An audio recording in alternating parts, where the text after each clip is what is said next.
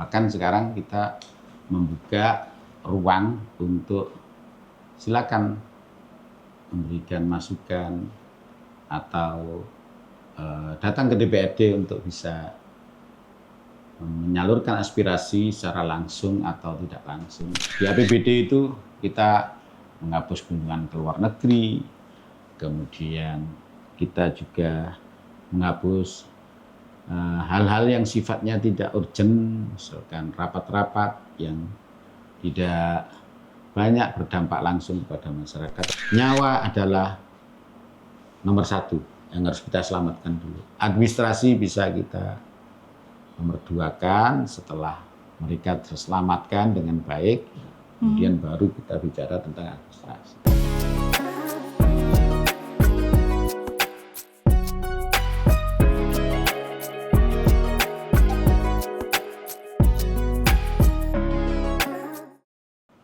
Assalamualaikum pemirsa. Nah, kalau kita bicara tentang DPRD Provinsi Jawa Timur, ada hal yang berbeda dari DPRD Provinsi Jawa Timur dari tahun-tahun sebelumnya. Di tahun 2025 ini DPRD Provinsi Jawa Timur mulai banyak berbenah. Bukan membenahi gedungnya, tapi membenahi bagaimana wakil rakyat ini bisa lebih dekat lagi dengan rakyat Jawa Timur. Nah, kali ini saya sudah bersama dengan Bapak Musyafaq Rauf, Ketua DPRD Provinsi Jawa Timur yang sering disapa Cak Syafaq. Ya. Betul nggih Pak Cak Syafaq ngaten nggih. Iya. Oke, Cak, kalau kita bicara tentang DPRD berbenah, sebenarnya apa filosofi dari DPRD berbenah ini, Cak? Ya. Kita memang punya itu bahwa DPRD hari ini harus berbenah. Kita yang dulu dianggap jauh dengan konstituen, kita dulu dianggap angker, tetapi sekarang kita membuat banyak program-program yang langsung menyapa dengan masyarakat dan juga konstituen melalui program-program misalkan ada Solo Semiran, ada juga reses, ada juga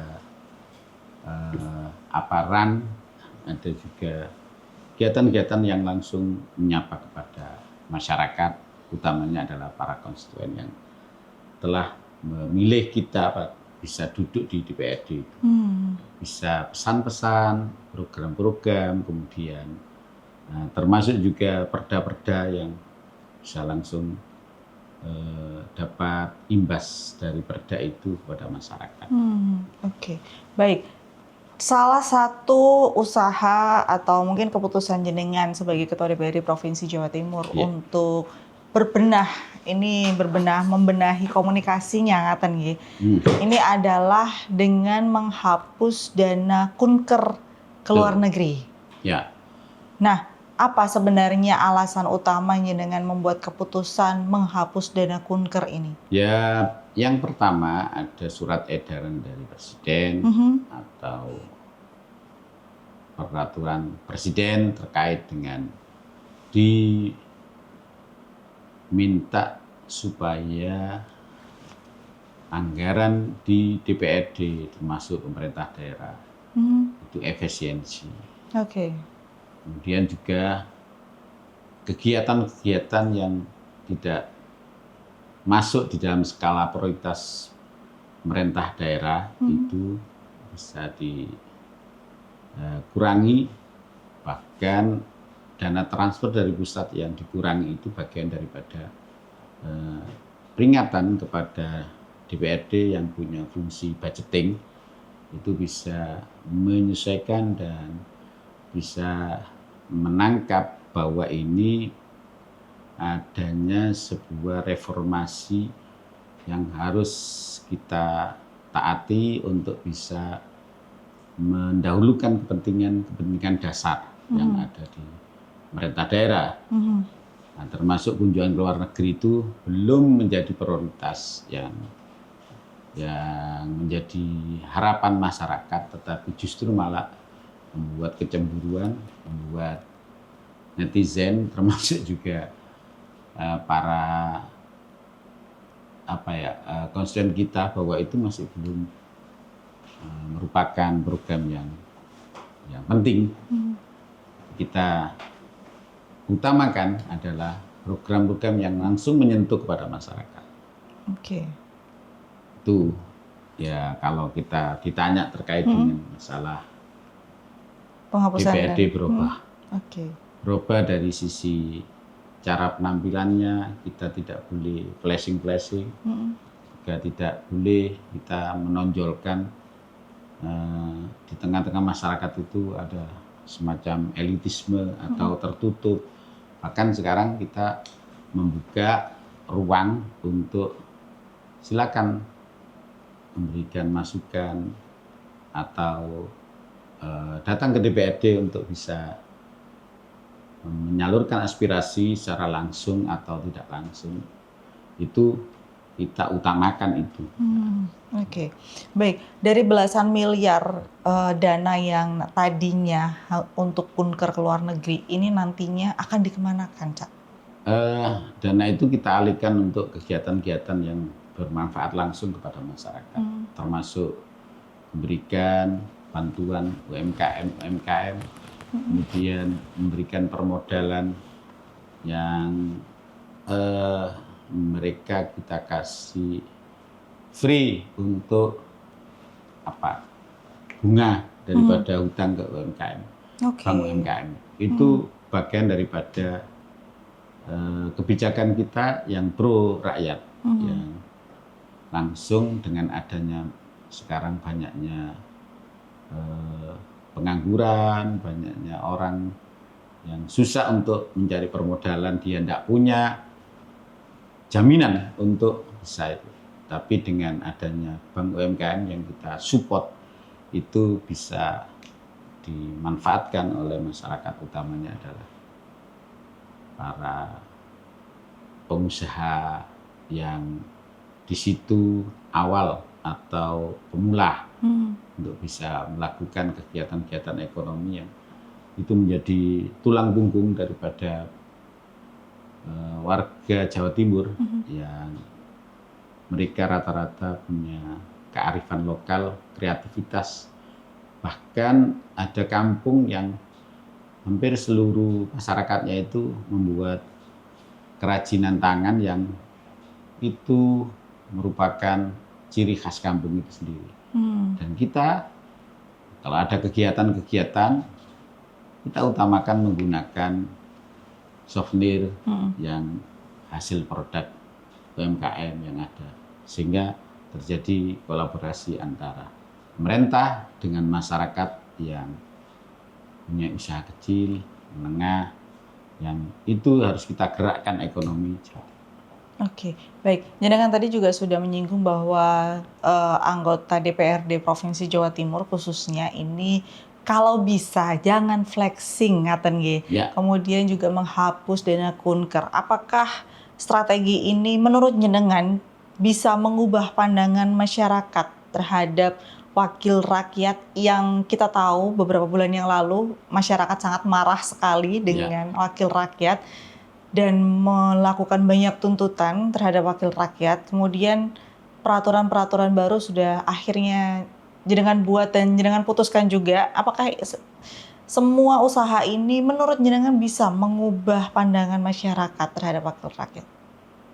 Ya tentu kalau saya jawab bahwa secara otomatis langsung bisa merubah cara pandang masyarakat kepada DPR, tentu tidak ada jaminan 100%. Tetapi paling tidak bahwa dengan adanya kebijakan kita ini, masyarakat memandang bahwa DPR itu tugasnya tidak hanya di kantor, tidak hanya flexing, tidak hanya kita di ruang-ruang yang tertutup, tetapi kita berusaha untuk bisa langsung melalui Kundapil, melalui Kunker, melalui kita mendatangi undangan-undangan kegiatan masyarakat secara langsung, itu kita bisa nangkap bahwa oh ternyata wakil kita yang ada di Dewan itu mereka menampung aspirasi kita dan ada tindak lanjutnya yang positif dan tidak lagi mereka hanya tertutup dalam kantor, tidak tahu di lapangan terjadi seperti apa. Gitu. Oke, baik. Berarti ini salah satu usaha dengan harapan masyarakat bisa lebih menilai wakil rakyat ini lebih baik lagi, ngaten nggih Cak nggih. Iya. Ya. Baik, kemudian kalau kita masuk ke dapur DPRD yaitu fungsi legislasi atau membuat aturan. Sepanjang 2024 sampai 2025 ini apa saja menu utama yang sudah dimasak oleh DPRD Jatim untuk rakyat? Banyak sekali kita menelurkan sebuah perda dan perda itu langsung bisa menyasar kepada masyarakat. Misalkan kita kemarin sedang gedok perda terkait dengan APBD pada tanggal 15 November kemarin. Di situ isinya adalah banyak yang kita sesuaikan dengan adanya perkembangan kebijakan-kebijakan pemerintah pusat dan juga kondisi masyarakat yang ada. Di APBD itu kita menghapus kunjungan ke luar negeri, kemudian kita juga menghapus hal-hal yang sifatnya tidak urgent, misalkan rapat-rapat yang tidak banyak berdampak langsung kepada masyarakat, tetapi sifatnya ada seremonial.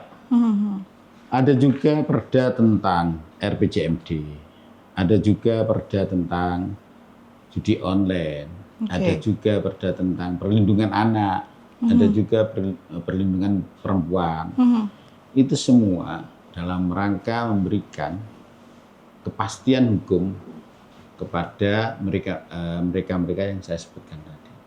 Banyaknya informasi dan masukan dari masyarakat bahwa banyak masyarakat yang sekarang menjadi korban judi online. Banyak masyarakat yang kena korban pinjol.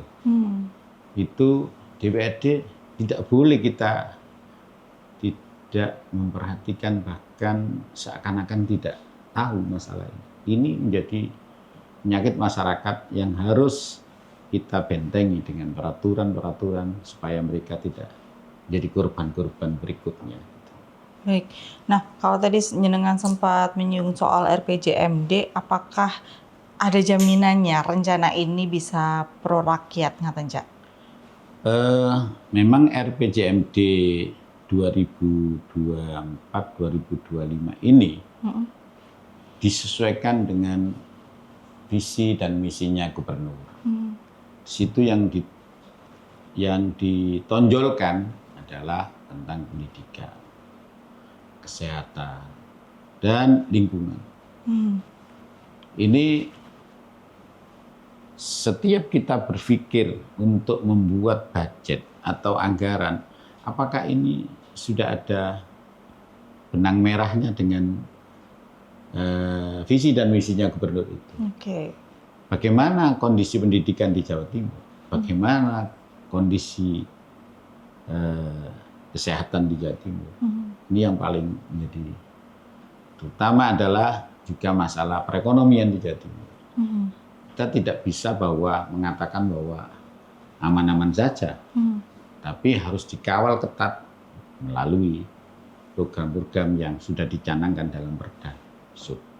Baik, dari sekian banyak perda yang diputuskan, mana yang menurut Cak Syafaq ini paling menantang proses pembahasannya? Ya, kalau kita katakan bahwa yang paling menantang adalah mengenai masalah anggaran pendidikan dan kesehatan. Karena masyarakat masih tidak yakin bahwa kalau orang datang ke rumah sakit, kemudian di situ sudah kelihatan sakit, tetapi masih ditolak gara-gara persyaratan administrasi yang belum tercukupi. Urusan masalah orang sakit ini kan antara nyawa. Betul. Sehingga bagaimana pemerintah daerah ini urusan masalah administrasi itu menjadi urutan yang kedua. Tetapi menyelamatkan nyawa adalah menjadi titik berat yang harus kita lakukan terlebih dahulu. Sehingga kepada dinas kesehatan, kepada pemerintah daerah, nyawa adalah nomor satu yang harus kita selamatkan dulu. Administrasi bisa kita nomor duakan setelah mereka terselamatkan dengan baik, kemudian baru kita bicara tentang administrasi. Jangan dibalik. Masih dulu orangnya sudah mati, administrasinya belum selesai. Nah ini kan harus dirubah. Gitu. Tapi apakah itu sudah ada implementasinya di masyarakat, Cak? Ya, dengan kebijakan-kebijakan yang ada, sekarang ini rupanya sudah bisa ditangkap oleh rumah sakit atau penyedia layanan kesehatan itu sudah menyadari betapa harga mahalnya nyawa dan kesehatan masyarakat itu, sehingga mulai ada semacam kebijakan yang itu harus menjadi urutan nomor 2 administrasi. Soalannya sekarang BPJS kita yang masyarakat ini harus punya semua. Ketaatan di masyarakat bawah terkait dengan masalah ini adalah bukan karena mereka itu tidak mau ngurus, tetapi memang mereka nggak ada. Yang dipakai untuk bayar BPJS itu nggak ada. Oh, Ya kan? Tapi kalau bagi mereka yang memang ada, kemudian memang dia malas untuk ngurus, dia tidak bertanggung jawab, nah ini yang beda persoalan. Banyak orang-orang yang ngeluh karena BPJS belum terbayarkan dan sebagainya. Pemerintah, utamanya Jawa Timur, kemarin sudah kita sampaikan bahwa kita harus nalangi BPJS warga Jawa Timur yang belum membayar sekian bulan, sekian tahun. Ini bisa dianggarkan di APBD dalam rangka kebutuhan masyarakat. Memang kalau satu mungkin hanya sebulan berapa 150, ada yang 100, kecil. Tapi ini masalahnya banyak sekali. Masalah kan banyak sekali dan berbulan-bulan ya. Kalau dihitung itu sudah berapa ratus miliar.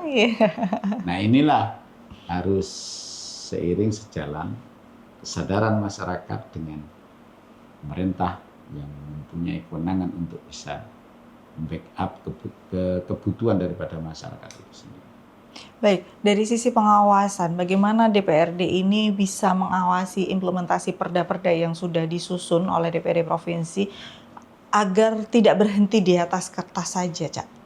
Ya, jadi ada 3 fungsi utama DPR, yaitu budgeting, kemudian legislasi dan kontrol.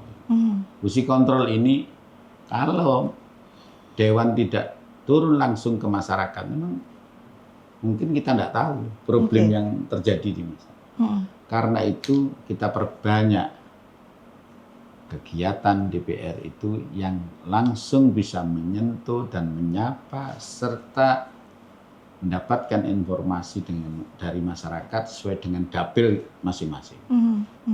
Dulu, ya saya tidak ngerti kebijakan yang lama, tentu ada kebijakan itu ada plus minusnya. Tetapi banyak teman-teman yang mengaspirasikan programnya itu tidak di dapilnya. Ya kan? Sehingga mereka kan tidak memilih kita. Mereka kan tidak punya hubungan emosional kepada kita pada saat pemilu. Mereka kan tidak punya kaitan langsung dengan apa yang menjadi program kita di wilayah itu. Nah sekarang ini kebijakannya nyaris sesuai dengan arahan dari Merah Putih. Kita tidak boleh keluar dari dapil yang kita miliki. Seperti saya ini dapil 1. Ya, aspirasi yang berkembang ya dari Surabaya, dapil 1 aja. Dulu dapil 1, tetapi aspirasinya, aspirasinya dari Madura, dari Malang, dari Jember. Itu menyebabkan akhirnya bias. Keterwakilan itu tidak bisa langsung kebutuhan apa yang diwakili, ya mereka yang diwakili. Baik. Kalau kita kembali lagi ke filosofi dari DPRD berbenah, sebenarnya kan berbenahnya dari sisi komunikasi ngaten nggih, supaya wakil rakyat ini bisa lebih dekat dengan masyarakat. Nah, yang saat ini dihadapi oleh wakil rakyat ini adalah salah satunya milenial dan juga Gen Z. Yang kita juga tahu bahwa Gen Z ini sebenarnya sangat kritis, lebih kritis bahkan mungkin dari milenial atau dari Gen X begitu. Salah satu tantangan demokrasi saat ini adalah apatisme anak muda atau Gen Z.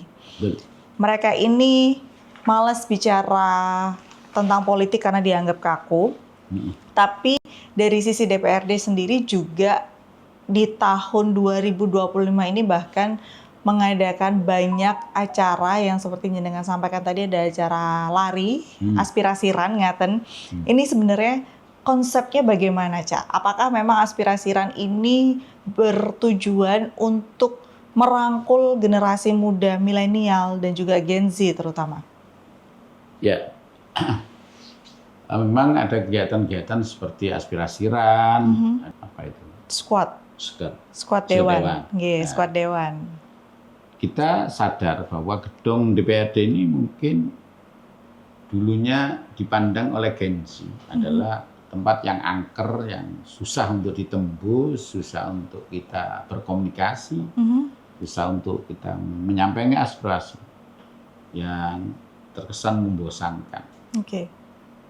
Hari ini kesan ini berusaha kita hapus supaya mereka tidak acuh tak acuh, utamanya Gen Z. Karena Gen Z ini kalau hitung-hitungan umur, di tahun 2045, mereka ini adalah pemimpin-pemimpin yang usianya sudah masuk 40 sampai 50. Ini adalah usia-usia yang sangat energik dan usia yang sangat cocok ketika menjadi pemimpin, menjadi pengelola pemerintah yang datang, termasuk juga pengusaha-pengusaha yang datang. Karena itu kita mencoba untuk membuat kegiatan-kegiatan yang bisa langsung bersentuhan dengan mereka. Bentuknya berbagai macam, termasuk tadi yang saya sampaikan. Dan tentu kalau ini kita mencoba kegiatan ini positif dan akhirnya mereka bisa langsung ketemu dengan kita. Nanti akan kita tingkatkan kembali seperti apa kegiatan itu yang akan menjadi pemenuhan untuk bisa lebih sempurna daripada yang sudah kita lakukan kemarin. Tapi saya yakin bahwa kegiatan yang kita lakukan mulai di beberapa daerah itu, mereka mulai menyadari betapa pentingnya bahwa politik, perwakilan, termasuk di situ DPR. Baik. Selain aspirasi run, kemudian squad dewan, ini juga ada cuan, curhat tonang dewan. Ini sesuatu hal yang baru sebenarnya, sejujurnya dari pemerintahan sebelum-sebelumnya ngaten, bahkan cuan ini memanfaatkan digitalisasi. Tidak harus masyarakat itu datang ke Gedung Indrapura, tapi mereka juga bisa langsung WhatsApp ke nomor yang sudah disediakan oleh cuan ini. Apa goals yang diinginkan dengan adanya cuan ini sebenarnya? Ya, dengan adanya program cuan ini, kita langsung bisa menangkap baik itu yang positif maupun yang negatif. Dengan adanya cuan ini, kemudian ada masukan, ada kritikan, ada aspirasi dari masyarakat Jawa Timur yang kita tangkap bukan berarti itu adalah kritik atau masukan yang negatif, tapi menjadi bahan untuk untuk memperbaiki dewan itu sendiri, termasuk juga kegiatan-kegiatan yang sudah dilakukan. Baik. Segala aspirasi yang masuk ke Cuan ini apakah nantinya memang benar-benar didistribusikan sesuai dengan komisinya atau dapilnya, dan apakah nantinya juga akan segera diimplementasikan, Cak? Itu pasti, karena di DPR ini kan ada A, B, C, D, E, ada 5 komisi. Yang di situ sudah mempunyai tupoksi masing-masing. Oke. Dan mereka juga langsung berhubungan dengan OPD yang menjadi counterpart-nya komisi. Yang itu nanti akan langsung dibicarakan, dibahas dengan gimana kalau ada masyarakat menyampaikan aspirasi ini. Misalkan terkait dengan garam. Garam ini pada saat musim panen harganya turun drastis. Tapi pada saat musim hujan, masyarakat pada saat panen garam ini mereka membutuhkan uang, sehingga dengan harga berapapun murahnya, sampai ada sekilo itu yang hanya 500 sampai 600. Padahal kalau sudah tidak musim panen, itu musim hujan, itu bisa sampai 2.000. Nah, disinilah terjadi tengkulak-tengkulak itu nyetop. Sehingga antara petani yang bersusah payah dengan tenaga dan pembiayaan yang besar, dia dapat untungnya sedikit, sementara tengkulak-tengkulak besar itulah yang dapat untung besar. Di sini pemerintah harus mengatur supaya tidak jadi seperti ini, sehingga pemerintah pada saat musim panen harus bisa mengendalikan harga, jangan sampai jatuh, termasuk gabah, beras dan sebagainya. Di situ ada bulog dan sebagainya. Ini bagian daripada kebijakan kita yang masukan dari masyarakat, kemudian kita teruskan melalui komisi-komisi, kemudian dengan UPD, Dinas Perdagangan, Dinas Pertanian, dan sebagainya, itu dibahas. Baik.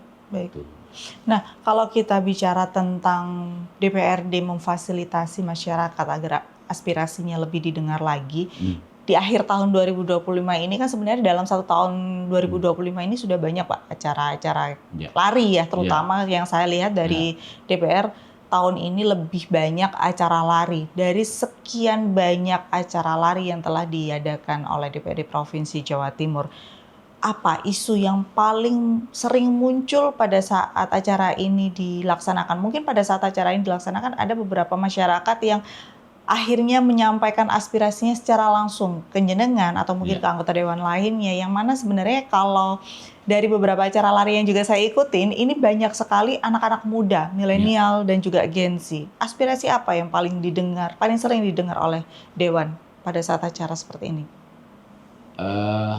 Yang kami himpun kan itu langsung isi di itu ya, waktu pendaftaran, kemudian yang kami lihat dan kami dengar itu persoalan-persoalan yang langsung terkait dengan peluang kerja. Oh, oke. Iya kan? Nggih. Jadi Gen Z ini bisa dari SMK, bisa dari sarjana, itu mereka hampir yang tertampung hanya 6, sekian persen. Sementara sisanya ini masih belum tertampung di mana dia harus kemana.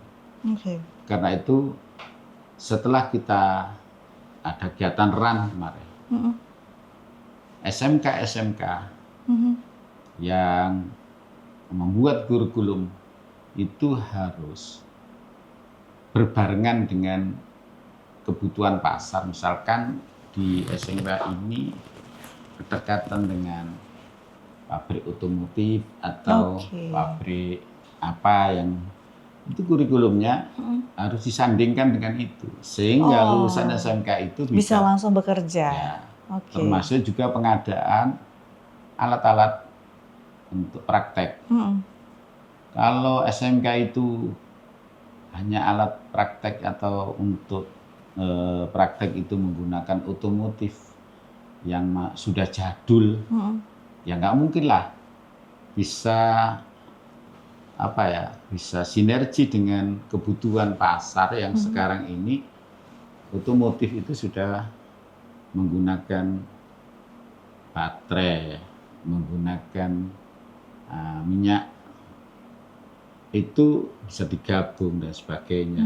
Tentu ini harus disesuaikan dengan kebutuhan masyarakat, perusahaan dan lain sebagainya. Itu tidak boleh kita kemudian buat kurikulum itu pancet sejak dulu, yaitu yang itu. Jadi kurikulum harus menyesuaikan dengan kondisi, dengan kebutuhan pabrik, kebutuhan perusahaan yang ada di sekitar itu. Tidak boleh hanya kita itu rutinitas yang. Nah ini Dinas Pendidikan, pemerintah daerah harus menyiapkan, termasuk juga alat praktek tadi itu disesuaikan dengan kebutuhan zaman gitu, Mbak. Baik, Cak. Terakhir sebelum kita tutup podcast hari ini dengan slogan DPRD berbenah begitu. Membenahi komunikasi, mendekatkan diri dengan masyarakat. Apa harapannya dengan sebagai Ketua DPRD Provinsi Jawa Timur ke depannya di tahun 2026 dengan banyaknya media untuk masyarakat menyampaikan aspirasinya ke wakil rakyat ini? Ya, tentu di akhir daripada podcast ini saya berharap kepada masyarakat yang akan menyampaikan aspirasinya kepada DPRD itu lebih memberikan masukan, tidak hanya mengkritik, tetapi memberikan masukan kira-kira apa sih yang harus dilakukan oleh kawan-kawan DPRD, walaupun kita sudah punya program. Yang kedua, tentu masyarakat tidak boleh apatis, tetap kritis, tetapi yang membangun, supaya wakil-wakil rakyat yang ada di Jawa Timur ini tidak 3D, duduk, diam, duit, kan gitu. Tetapi memang betul-betul mempunyai manfaat langsung kepada mereka-mereka yang terwakili di DPR. Saya kira ini, Mbak, yang penting supaya masyarakat tidak apatis tetapi tetap kritis yang sifatnya membangun. Baik, terima kasih Cak Syafaq. Semoga kedepannya DPRD Provinsi Jawa Timur ini benar-benar bisa menjadi rumah aspirasi bagi masyarakat Jawa Timur. Tidak hanya generasi muda, tapi mungkin generasi X dan juga sebelum-sebelumnya ini semuanya bisa menyampaikan aspirasinya lebih mudah berkomunikasi dengan wakil rakyat. Ngaten nggih Cak Syafaq nggih? Siap. Semoga 2026 Jawa Timur lebih baik lagi. Amin. Matur nuwun atas waktunya. Kita ketemu lagi kapan-kapan. Assalamualaikum warahmatullahi wabarakatuh.